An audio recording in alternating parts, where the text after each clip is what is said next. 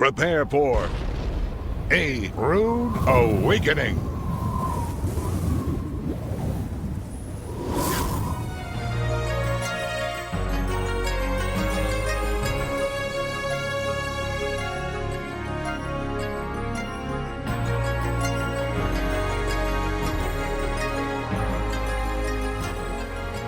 Shalom, Torah fans.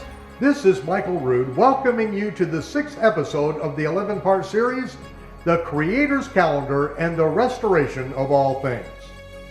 Occasionally, we interrupt the main body of our program to introduce pertinent contextual information to the audience.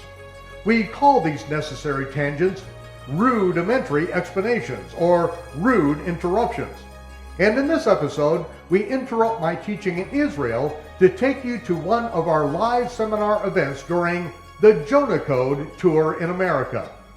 In this episode, we learn all of the essential elements that comprise the Creator's calendar, so that you too can be part of the restoration of all things.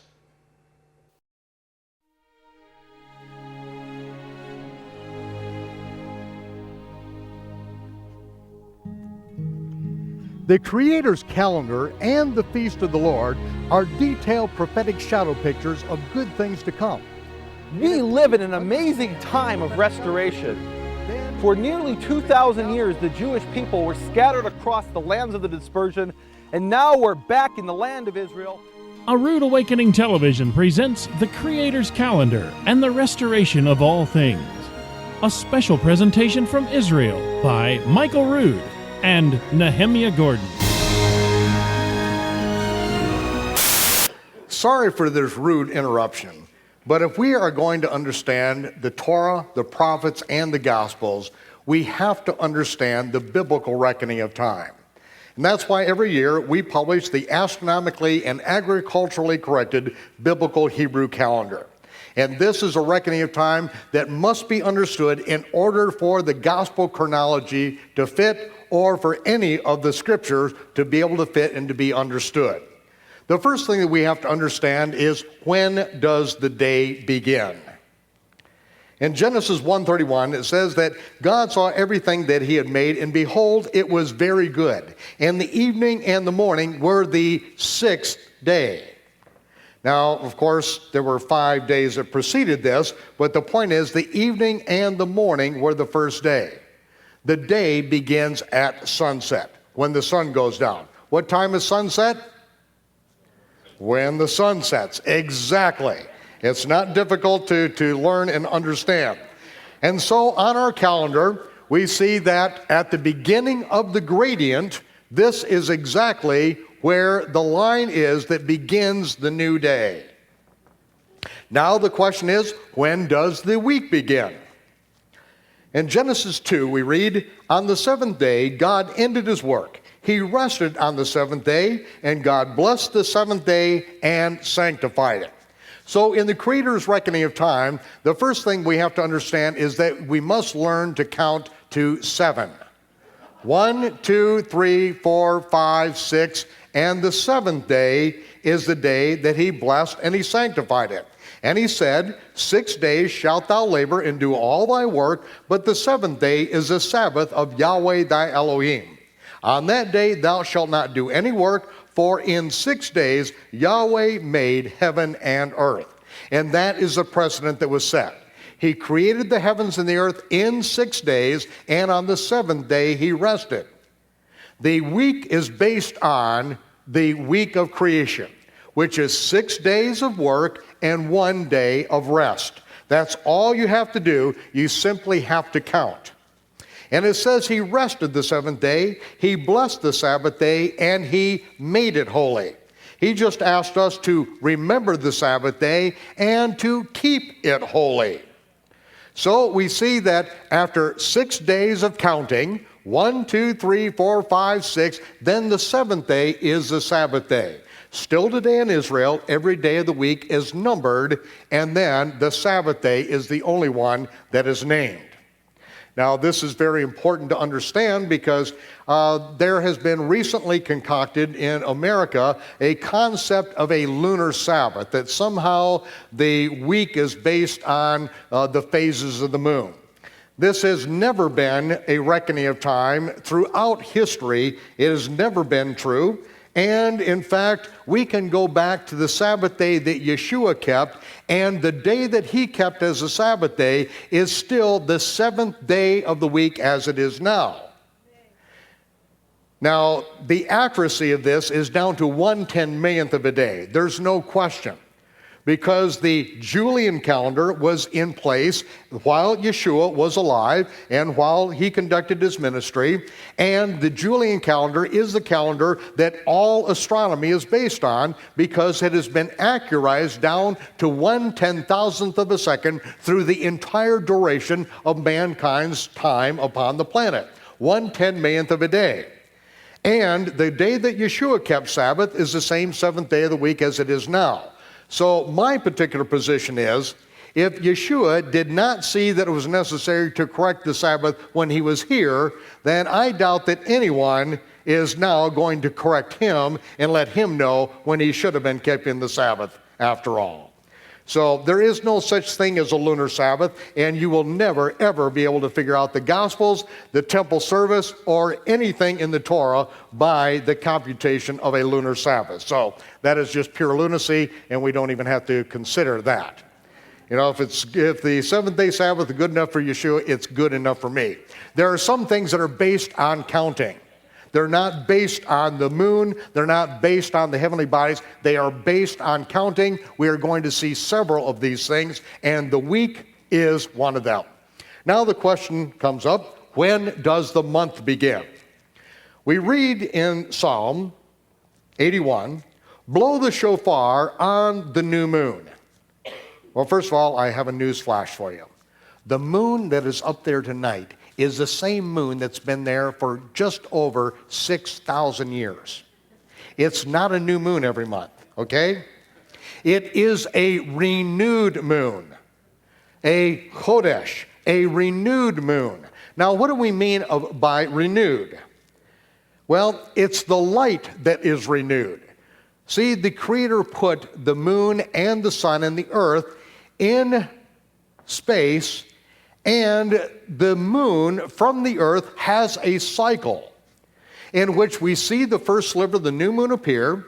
The moon waxes full about mid-month, and then it wanes to where there is no moon. Then when the new moon appears again, when the light is renewed, that is the renewed moon. Now, from space, one half of the moon is always illuminated. But from our perspective on earth, it goes through this cycle, and the renewing of the moon is what the Almighty uses as a type of his promises never fading away. That his promises are renewed just like the phases of the moon. And it says to blow the shofar on the renewed moon, on the chodesh. Blow the shofar on our solemn feast days in the time appointed. And in the time appointed in the Hebrew is kiseh, which means covered. And it's speaking of the moon being covered with light. Because most of the high holy days occur around the 15th of the month, or on the 15th of the month, when the moon is covered with light. And so we are to blow the shofar on those times as well. It says that this is a statute for Israel and a law of the God of Jacob. This is his reckoning of time, is what he is saying. And in Genesis we read, in the 600th year of Noah's life, in the second month, the second chodesh, you notice the word chodesh here is referring to month, but in the previous verse, the chodesh was referring to the renewed moon. This is the way it is throughout the Hebrew Scriptures. The word for renewed moon and the word for month are one in the same. It's the exact same Hebrew word. And Isaiah prophesied concerning the millennial reign of the Messiah, for as the renewed Hadash heavens and the renewed earth will I make, shall remain before me, saith Yahweh, so shall your seed and your name remain. And it shall come to pass that from one renewed moon, one chodesh, to another, and from one Sabbath to another shall all flesh come to worship before me. And so we see when Yahshua reigns upon the earth that again, his reckoning of time is going to be absolutely universal. It isn't at this point, but it could be if everyone would simply agree with the scripture. And Jeremiah said, I will make a renewed covenant, a Hadash covenant with the house of Israel and with the house of Judah. This is the verse from which we get New Testament, but is literally a renewed covenant. What is the covenant? The covenant that was made with us at Mount Sinai, in which we were offered. If we will keep his commandments, we will be a royal priesthood. We would be a nation of priests and kings.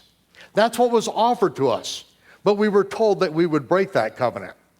That covenant that was ratified by the sprinkling of blood upon the Torah and upon us as a people, showing us that we were under a blood covenant. But yet we were told that we were going to break that covenant.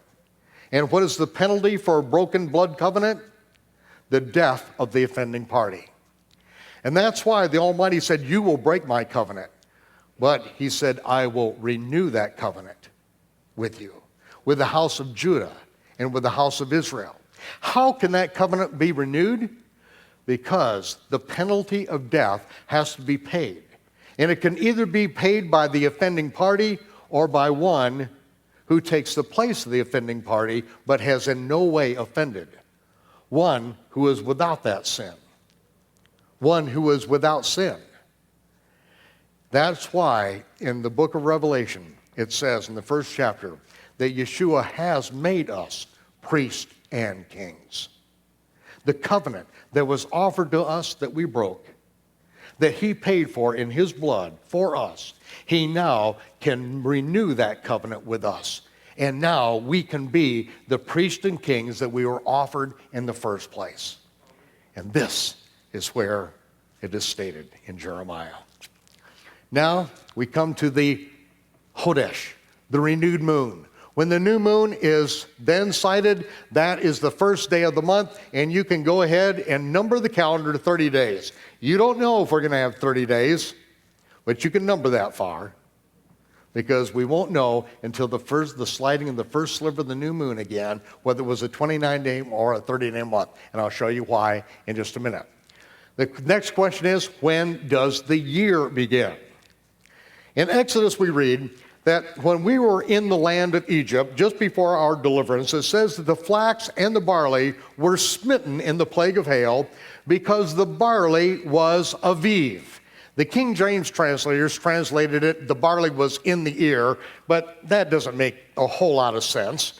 But again, the King James translators were not agricultural specialists in the land of Israel.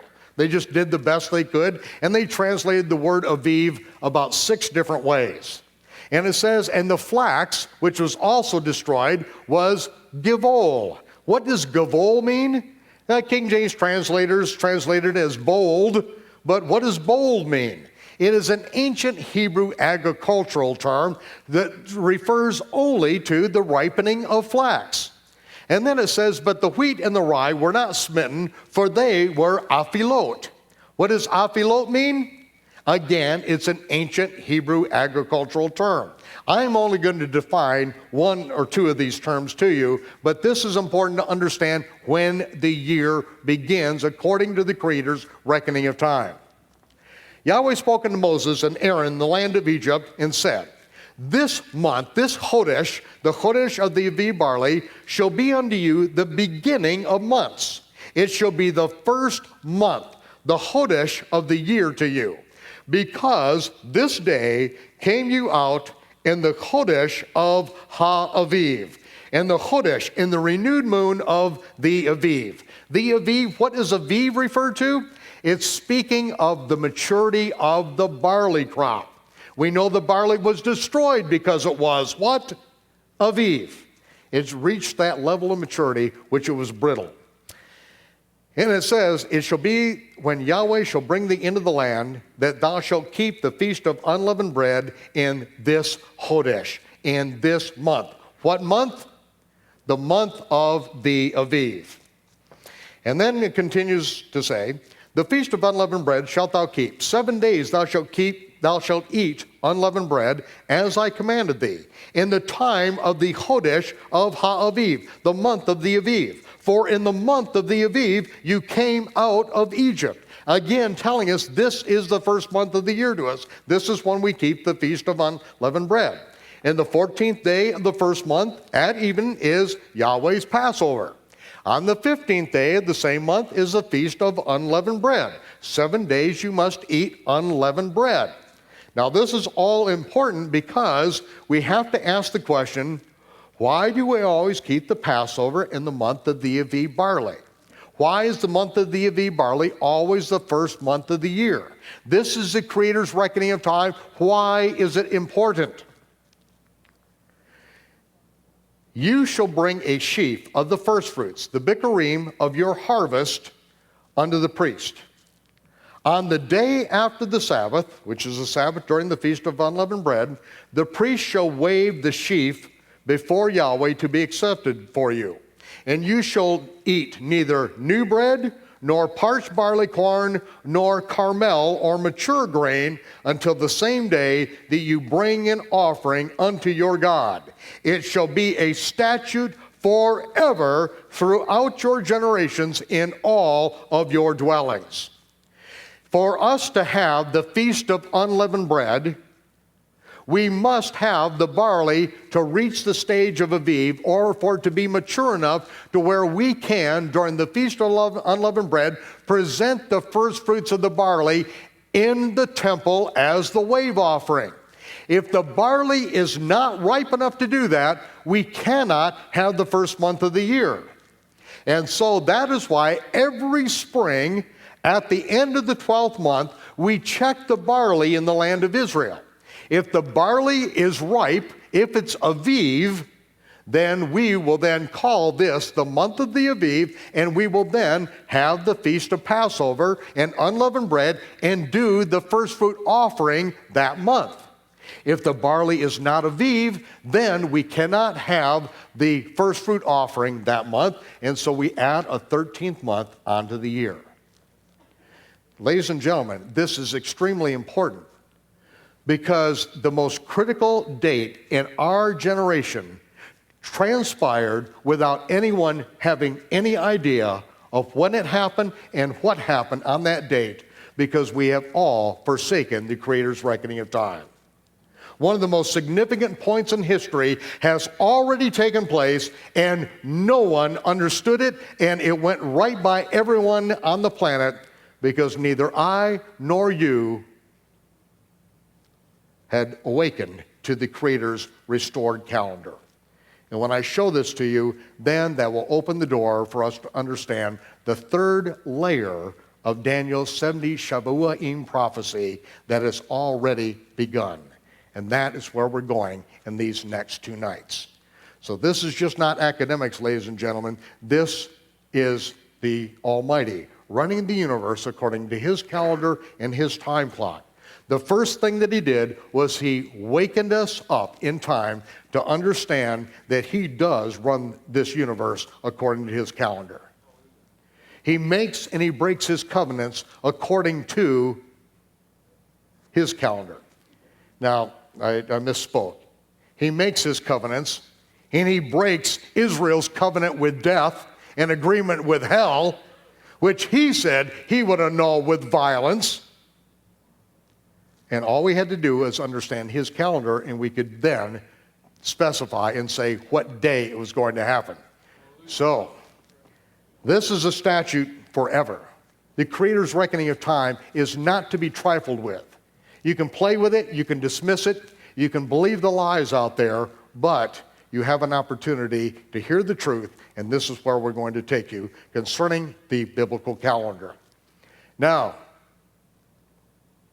at the top of the calendar, here you see the first month, the month of the Aviv.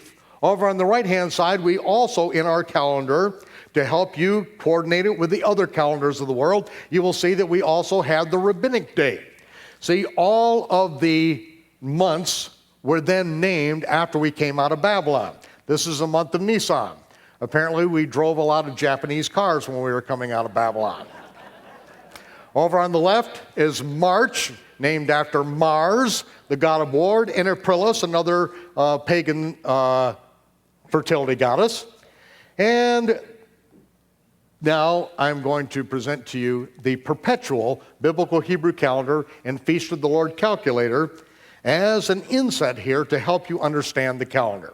First of all, we see that when the first sliver of the new moon appears, until the new moon appears again, the course is 29.530587 days.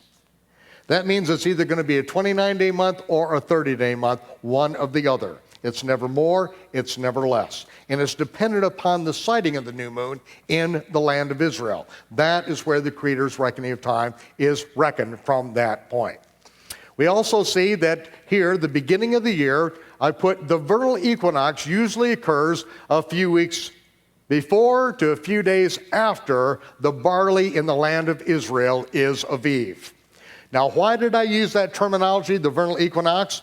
Because that is a Babylonian calculation of the day in the spring in which there's equal daylight and equal darkness. Now, a lot of people like to use the vernal equinox to determine the beginning of the year, but that is not the biblical method. I would like it to be. You know why I would like it? Because then I could calculate the feast and I could make my calendar 5,000 years in advance. But that's not the way the Almighty has it. He's the one that controls the growing seasons. When he sends the sun and the rain and the clouds, he has us dependent upon him. And so when the barley is Aviv, the barley is Aviv. The first time the new moon appears after the barley is Aviv, it's the month of the Aviv barley. Do you control it? Do I control it? No. He alone is in control of it. The modern Jewish calendar was invented in the year 359 of the Common Era by Rabbi Hillel II in Tiberias. The last act of the Sanhedrin before disbanding themselves was to make a takanot, a law which changed biblical law, and they changed the way that the calendar was reckoned from that moment on. Even though it took most Jews 400 years to finally accept that calendar, that is the calendar that everyone knows about in the Jewish world today. The Gentile Christian world basically got the calendar right straight from Babylonian sun god worship and has nothing to do with the Bible at all. So, we both have things that we have to learn from this. Now, once we have the new moon of the Aviv barley, we then simply count 10 days, and that brings us to Passover. Very important if we're going to understand the Gospels, because this is the bracket to understand when Yeshua's ministry began and when his ministry was fulfilled. So we see the Passover lamb was selected on the 10th day of the month. It's inspected for 4 days, and then in the afternoon, the late afternoon, called even in Old King James English, that is when the Passover lambs, they are sacrificed on the afternoon of the 14th. They are put in the oven before sundown. And then when the sun sets, it is now the 15th day of the month. It is the high Sabbath of the Feast of Unleavened Bread. It doesn't matter what day of the week it occurs on, it's always a high Sabbath or high rest day. Could be Monday, Tuesday, Wednesday, Thursday, it doesn't matter. Whenever the sun sets at the 15th, then after the sun sets and the lambs are finished roasting, the lambs are brought out of the oven, and they are eaten with unleavened bread and bitter herbs. It is the Passover Seder. The Feast of Unleavened Bread begins. Now, sometime during this week, we will always have a weekly Sabbath. And at the end of the weekly Sabbath, as the sun sets, there is a prescribed rehearsal that we go through right after the sun sets every year that culminates the following morning on the first day of the week, Sunday morning, in which we present the first fruits of the barley harvest in the temple after the sun comes up the following day. And when we present the first fruits, at that point, we then will count 7 Sabbath days, and the day after the 7th Sabbath will be the 50th day, and that will be Shavuot, or it is the Feast of Weeks. The Greeks called it Pentecost, which it means the 50th day, but they were missing the point because it's really the counting of the 7 Sabbaths that is so important. And you'll see that in just a minute. So once we have the calendar blocked out, we are then going to add another line here on our calendar that is available to all of you. And this calendar, then this line here, you see that the line begins right in the middle of the block period. This line begins at midnight. This is the pagan or Babylonian calendar that you are all so familiar with. Now, the reason why we put that in there is that while you're learning the biblical reckoning of time, if you ever lose track of what the date is, all you have to do is leave your house, walk down the street, and look for a pagan. When you find a pagan, ask them what the date is, then come back home, look at your calendar, look right above the pagan date, and there is the biblical date. It's like we have thought of everything on this calendar for you, okay? And if you have any questions, you can always call our office because our phone number is on the bottom of every single page of our calendar. So there's no need to go through any questions on that. Every week I receive correspondence from chronological theorists who postulate new concepts for reckoning the Sabbath day. It seems that everyone wants to be an inventor, whether their machine performs a useful function or not. I have cataloged at least 6 different methods that these stylists employ to make the Sabbath day coincide with the phases of the moon. Every one of their proposed methods produces fatal mathematical errors that cannot be reconciled with the Scripture. The proponents of a lunar Sabbath simply choose which fatal errors they are willing to embrace and which scriptures they are willing to ignore. I grew up with a very similar system of theology. My denomination declared that the entire Bible was the inspired Word of God, but the things that we really didn't believe, we just never read. We simply ignored the uncomfortable evidence. We, just as the lunar Sabbath proponents, did not keep the 7th day holy to Yahweh. We, with the rest of the Protestants, just followed the innovations of the Pope.